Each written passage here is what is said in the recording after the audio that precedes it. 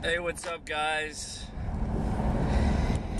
Alright, how am I gonna make this video and I don't come across like a complete and utter asshole? Because it's gonna sound like I'm preaching and talking down and lecturing, and I'm not trying to be. I'm just trying to comment on what I think is best for people. If you disagree with me, that's fine.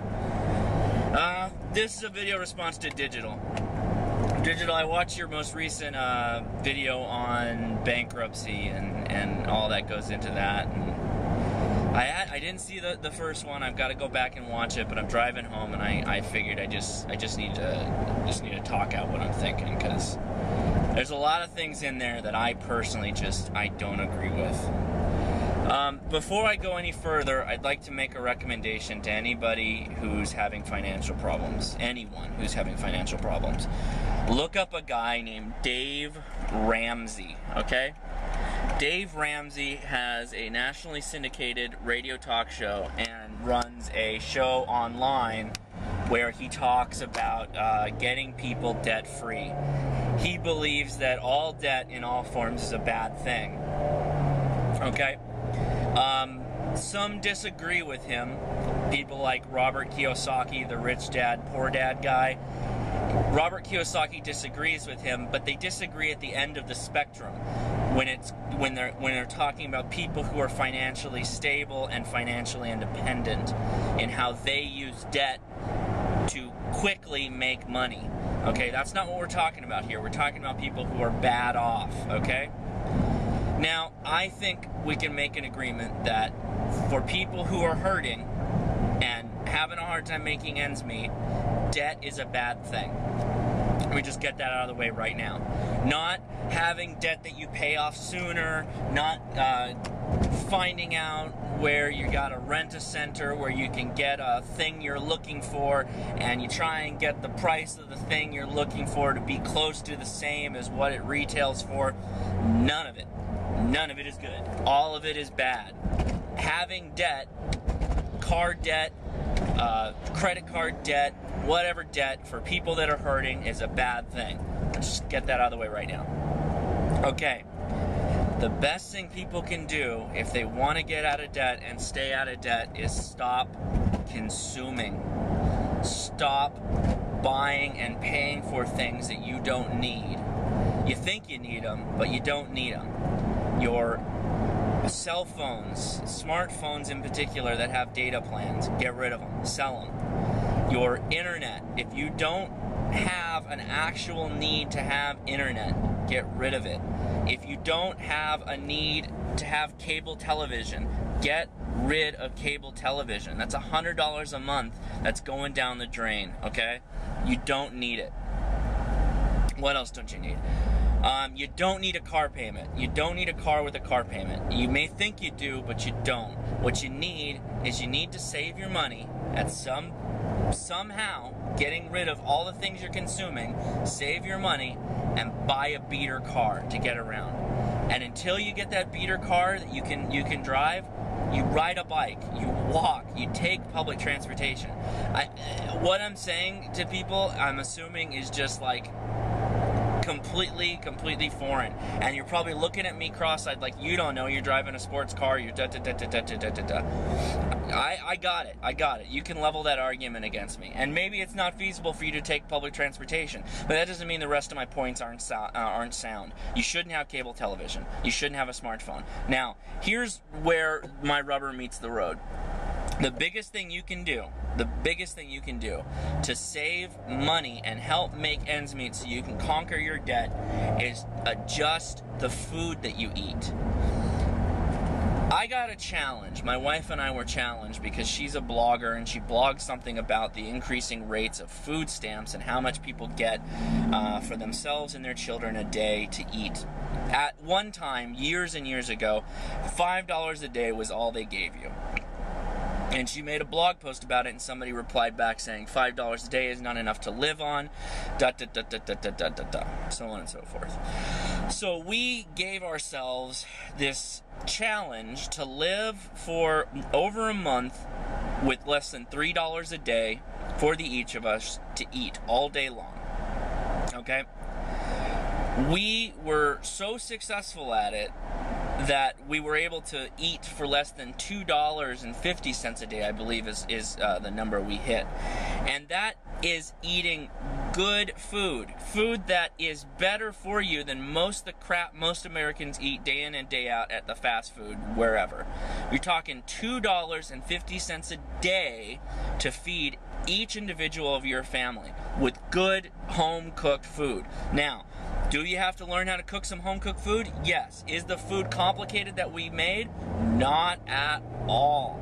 It's easy food. It just takes a little bit of preparation, and you're good to go. Go into your monthly statements or whatever it is that you keep track of, and look at how much you spend on food. That is a huge component on your monthly budget. And of course, set a budget. Set a budget. Now, talking about bankruptcy, digital, I understand you're saying that it's not as bad as it used to be. I understand that. But if you ever have a goal of becoming financially and independently wealthy or financially independent, you can't think that going bankrupt is at all an acceptable option. It's just not, man. It doesn't help. It only hurts. And it's going to hurt you for a while.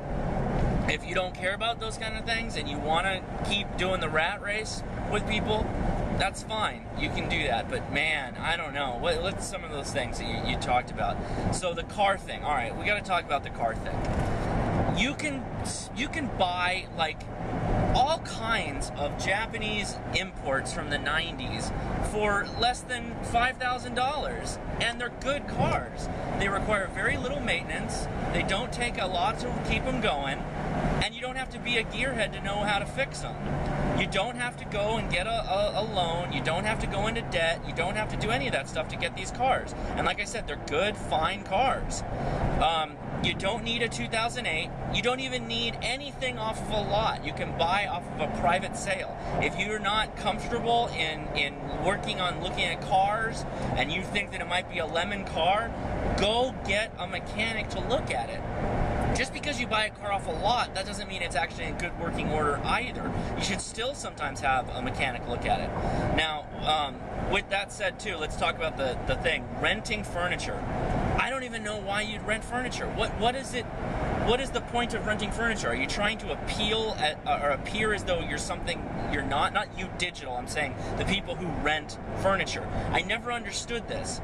Buy lawn furniture. Buy plastic chairs from Walmart if you have to sit on something. Don't get in the trap of taking someone's money at a premium to get something that is a symbol of something you haven't earned. If you don't earn that money, and you don't have that money to spend, then don't pretend like you do by going into debt to purchase it.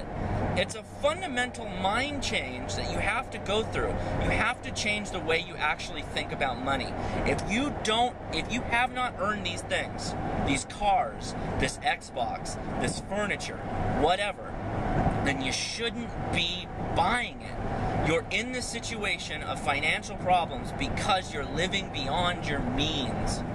It's a shitty thing to say.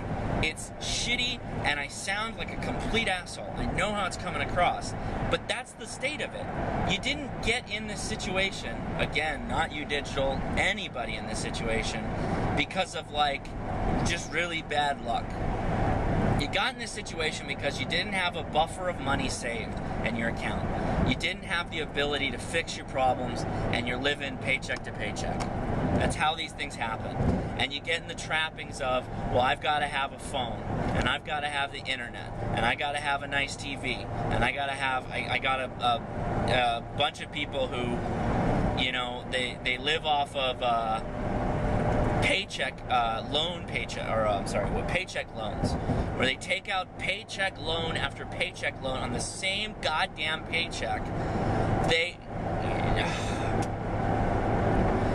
It frustrates me so bad because they've got two young kids, and they're living paycheck to paycheck off of payday loans, and they're walking around with brand new iPhones, both of them. It's got to stop, guys. This country is going in the shithole from people that think this way. It's got to stop. All of it has to end. We can't work this way. You cannot have things you don't pay for. And if you don't pay for them, it's going to come up. You're going to have to deal with that. I don't know.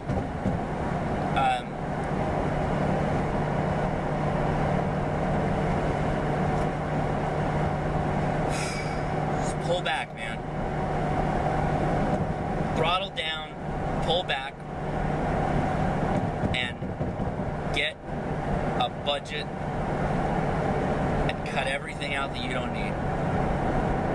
Go listen to Dave Ramsey. Listen to what they talk about. Because I think there is a correlation to the amount of people that are heavy into debt and their feelings politically. I think that the more you go into debt and the more you go down that rabbit hole, the more your mindset starts to tick over to the side of government handouts and government control and all that other crap.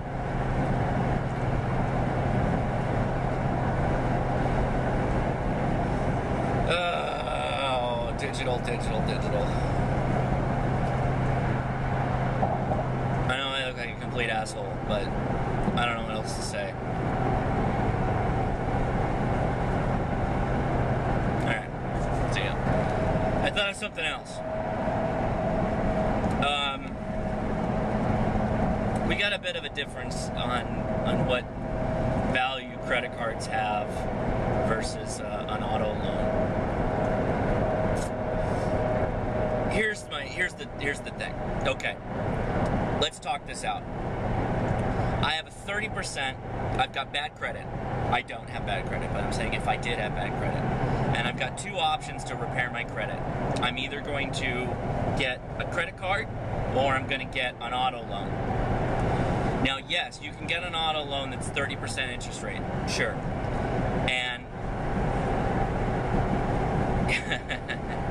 all right. And here's the messed up thing, all right? It's better, I think, to have the credit card. And let me explain why. An auto loan is built in such a way that the first couple of years of your auto loan, you're just making interest payments. So, yes, you could pay that car off early, like you mentioned, in the first couple of years. But the way that that auto loan is structured, they're already going to be taking out the full percentage of the interest rate against you. So you're making your payment, and then you're saying adding on to go against the principal. That's fine, and you're going to be paying the car down sooner, but the loan is already structured so that they get all the money they can. They get all the fees associated out of the interest rate right in the front of that loan. So you're already paying them to borrow that money. You're still going to pay a huge portion of that interest. You're not going to pay the same amount as if you let the loan go to term, but you're still paying it, man. So that's that. Okay, now let's talk about the credit card. The credit card, if you pay the credit card off, if you pay it off every month, meaning that the month end comes and you're showing a zero balance, that you're showing no balance when the month end ticks over, you're not going to get any interest rate hit. You get nothing. So I spend money. I spend $300 in 1 month on a credit card, for example, and the month's about to tick over. Now look, I said the month is about to tick over. I haven't gotten my statement yet, okay? I have not gotten my statement. And I go into the online system, or I make a phone call and I say, I'm sending you a check for $300 out of my account, whatever. You got your everything linked up so it's all online. You go on and you pay down the balance before your invoice is sent or your statement is sent at the end of the month. They do not charge you any credit fee of that $300. It's a wash. You get nothing, or you are charged nothing. Okay? That is the way you use credit cards.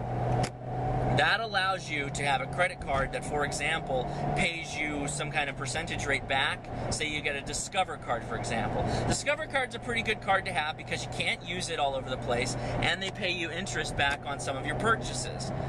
That way you're actually getting money out of the system instead of the system getting the more money out of you. Credit cards, the reason why people get in so much trouble with credit cards is they carry a balance. The balance compounds every month, and they just, again, they're running the rat race. They're fighting a never-ending battle because they're not following how the thing works. If you pay that thing down to zero before the month rolls over, you get no interest. They charge you nothing. You get all the benefit of those couple percentage points that when you take your wife out to dinner or whatever, which you shouldn't be doing, which you should not be doing if you're in a financial strap. Do not do that. But if you're buying your $3 a day food, you're going to, Walmart, or where we would go is 99-cent store and stores like that. We'd go buy our food from there for a week, right? Every week on a Sunday, go buy your food, spend, whatever, get a week's worth of food, $3 a day for my wife and I, under $3 actually, put that on the credit card, get the percentage points on the credit card, pay the credit card down to zero before the end of the month. Boom, you're actually making money at that point because you're a savvy shopper, blah, blah, blah, whatever. All right, something to add. I prefer credit cards to auto loans. I think if you're hurt for money, you should buy your auto straight up.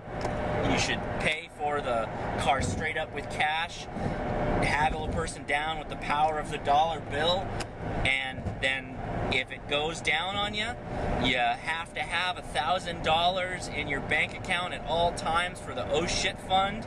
You fix the car with the oh shit fund, hopefully by your own hand. You learn a valuable skill, you get some tools, all that shit. So you're turning your life around just by, what's this guy doing? Alright, so you turn your life around in just two simple ways. Don't get a car loan, get a credit card, but only use a credit card for your sustainment purchases. No more fun stuff. Fun stuff is over for the next couple of years as you rebuild your credit and get out of the hole. Alright, goddamn. Alright, I hope this wasn't preachy and me looking too much like an asshole. I'm actually trying to help because I do care. Not just about you, but anybody. I care about anybody in this shithole because, to be honest with you, people that are, up to their ears in debt hurt the whole country. They hurt the economy, and it's not good. Economic responsibility is something that, when wielded by the masses, can see record growth in our country to benefit pretty much us all, because there's not so many people on the goddamn teat all the time, and we can make some forward freaking progress. Alright, man. Take it easy.